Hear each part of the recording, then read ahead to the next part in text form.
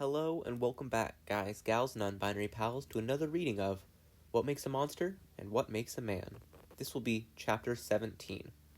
I apologize in advance if there's any background noise. There's a cat sitting right next to me.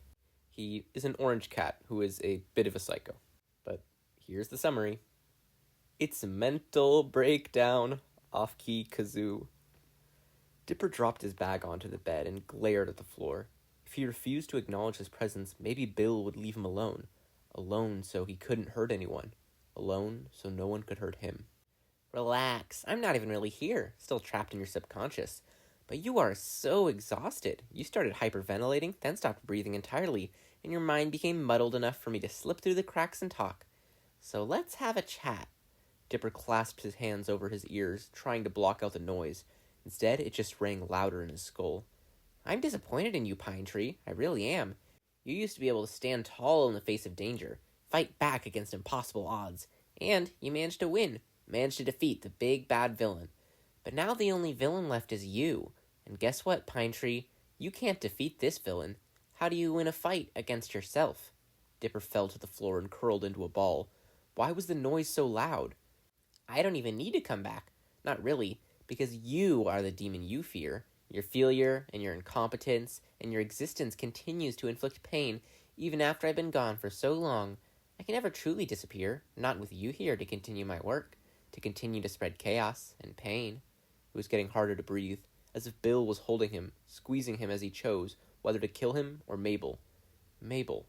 He didn't deserve her forgiveness. He didn't want to be forgiven, but maybe Mabel could understand why Dipper had changed. Maybe if she understood, things would get better. None of them will ever be able to understand you. It's for the best. If they knew how pitiful and dangerous and broken you are, they would know better than to support you. And you may not have their support, but you still crave it. Pathetic. Bill's voice was growing fainter. You are weak. You can never get rid of me. And it sucks. Even I don't want to be stuck with someone like you. Dipper's head was spinning, but there was no longer any trace of Bill. He had been left alone to face the true demon, himself. Dipper pulled out the worm on a string and ran it through his fingers as he struggled to breathe. There was a raging silence in his head. His thoughts were clear. He started to talk out loud. Maybe to the worm on a string, maybe to himself, but it didn't matter. I think Bill might be right. Who am I kidding? Of course he is. I am broken. So broken. Like a clay pot someone smashed against the floor. Sure, the pieces of who I used to be are there, but there's no fixing me. Dipper's eyes stung, but he had no real tears to cry.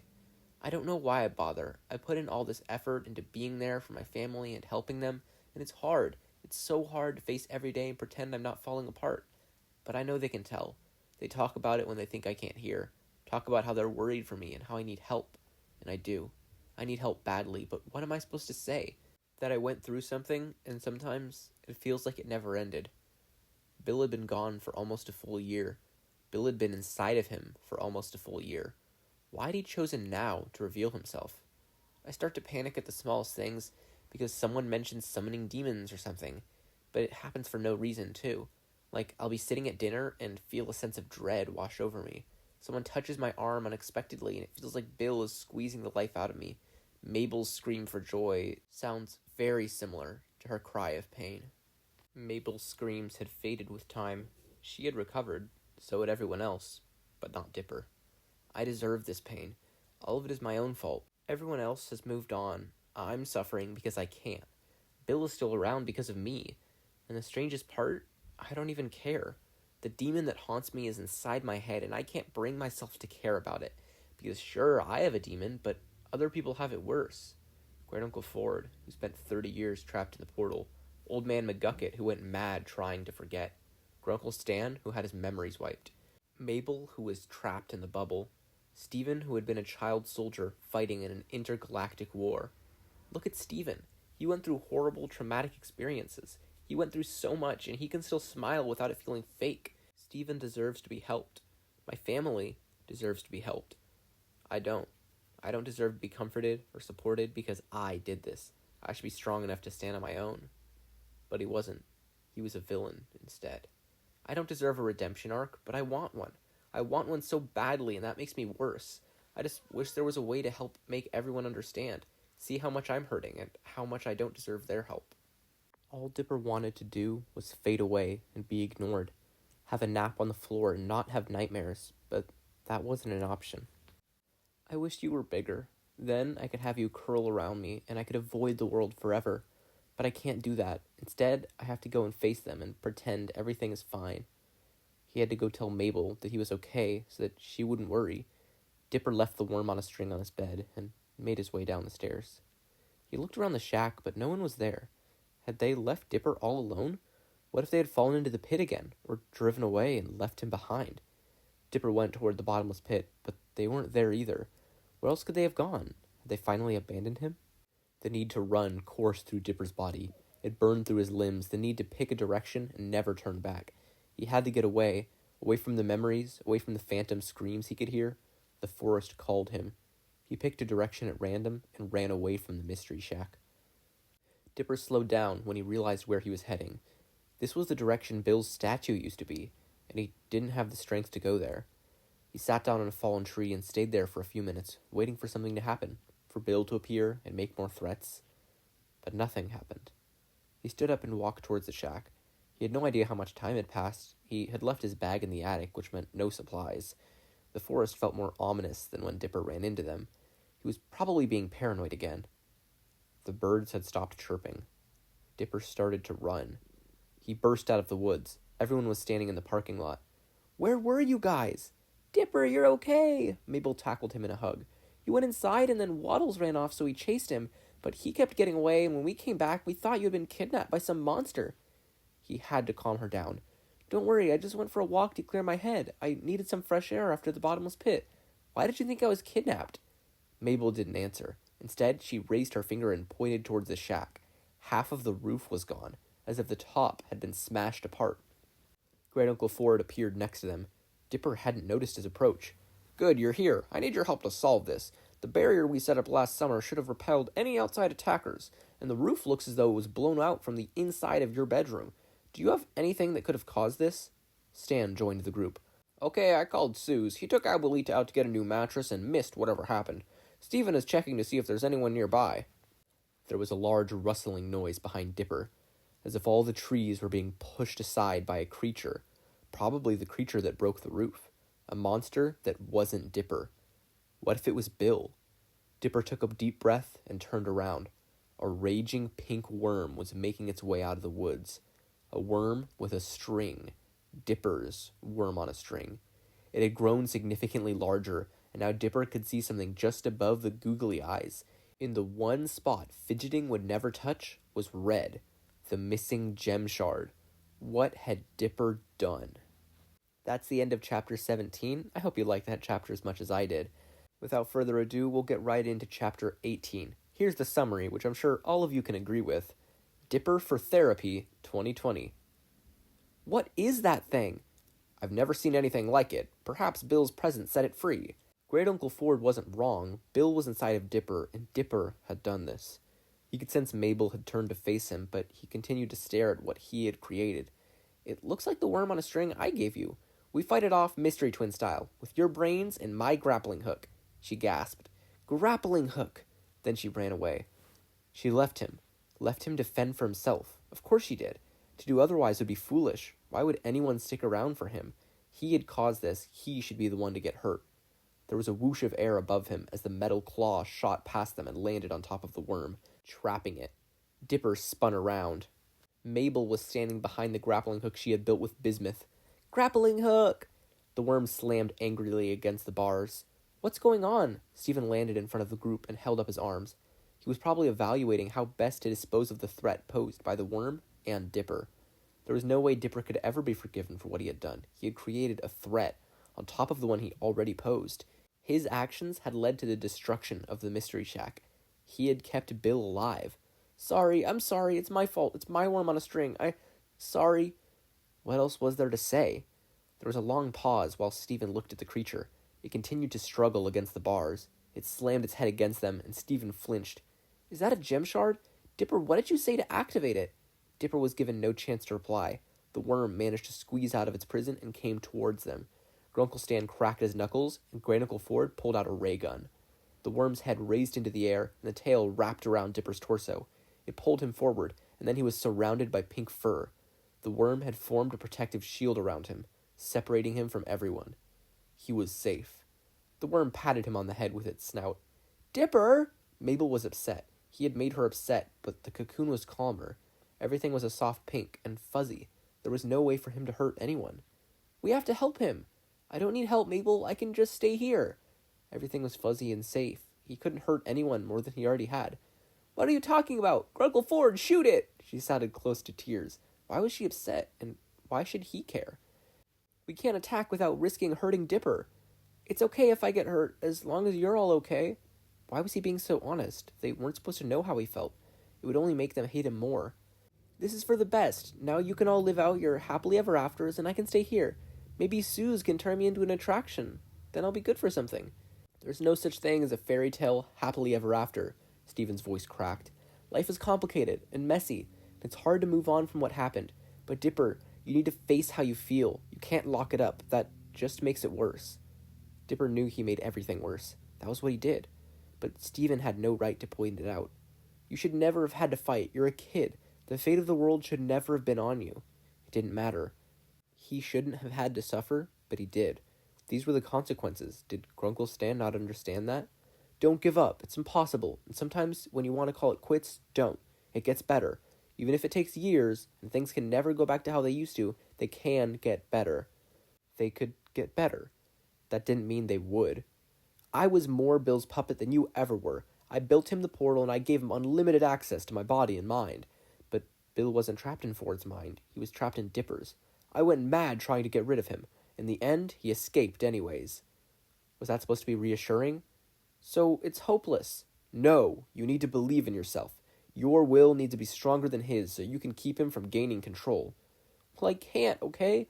I know that what I'm doing is wrong and that it's hurting everyone, including me. I know that. But I don't know what else to do. Bill is a part of me. I can't get rid of him. And I'm not strong enough to stop him. Stop acting like I am." The worm unwound and loomed in front of him. Stood between Dipper and the people he could hurt. Stood between Dipper and the people who had hurt him. It flopped down and nearly squished them. "Dipper, what the heck?" It was Mabel. "What are you doing?" He was hurting her. All he did was hurt people. That was all he could do. I'm... He was useless and hurt people and couldn't do anything. He spread suffering, caused pain. There was no reason for him to be here. He started to scream. It was raw, full of anguish. He pulled out all its fear and hatred and desperation into the screams. The worm stopped attacking and wrapped around him once more. He felt like crying, but couldn't bring himself to do so. He lay in silence. He had no idea for how long. It was an eternity, and it was far too short. Mabel had started to talk, and all he wanted to do was return to the blissful silence once more. "Dipper, it's okay to be afraid." No, it wasn't. Other people were allowed to be hurt and afraid. He wasn't. Everyone else was more important than how he felt. We don't live in some perfect world where everything can be easily fixed or brushed off, and that's okay, because we each have each other to help us through it. That wasn't true. He had been there. He had supported Mabel. He had stood by her side and watched her recover. But he was still hurting. It's okay to not be strong enough. It's okay to be in pain. If you want to stay in there, that's okay, but please consider coming out. There's so much you'll miss out on if you stay imprisoned. He would miss out on being with her. Miss out on game nights and watching shows together, playing pranks and laughing. Miss out on the bitter arguments, the ones that made him hate himself because he couldn't hate her. It would be better to stay in here. "That's it, Dipper. I'm going to shoot the worm. When it untangles, run." Great Uncle Ford. Would he actually fire at him? There was a blasting noise and the entire worm shook. The worm curls around him tighter. Great Uncle Ford was going to stop Bill. He was going to kill Dipper. He wished he had time to say goodbye. But there was no second blast. Grunkle Stan was yelling something. "Wrong with you! You could hit Dipper! And even if you didn't, he knows you tried. I thought you were the smart one." The two of them were arguing now.